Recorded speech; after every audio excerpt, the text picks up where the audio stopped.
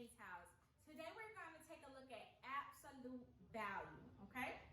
So, absolute value can be defined as the magnitude of a real number without regard to its sign. Now, magnitude, we would normally look at that as a word of power. Now, maybe that vocabulary is a little complex for you. So we're going to go with our KISS example. Keep it simple, students. It just simply means the distance of a number from zero. How far away a number is from zero. Now, when we talk about absolute value, it'll look like this. This is where you see those two lines on the side of numbers. I like to personally call those the numbers in a cage. So it can either be a positive number like this, or it can be a negative number in the cage, which represents absolute value. So if we think about that in terms of how far it is from zero, I want you to put in perspective a number line, right?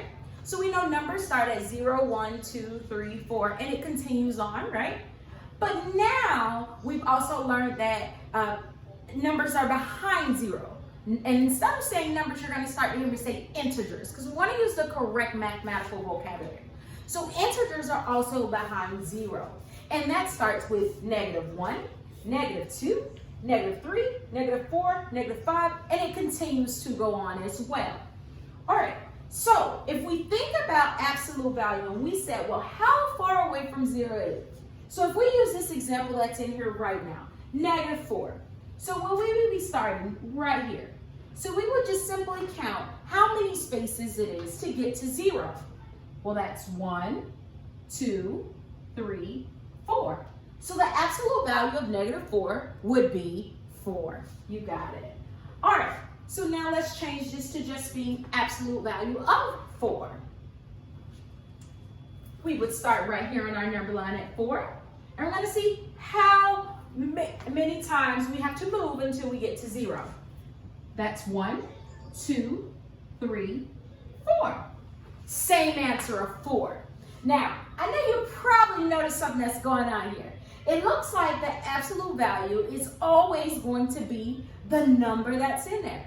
If you were thinking that, you got it absolutely correct. Because this goes back to looking at, doesn't matter if the number is negative or positive, it's how far away from zero.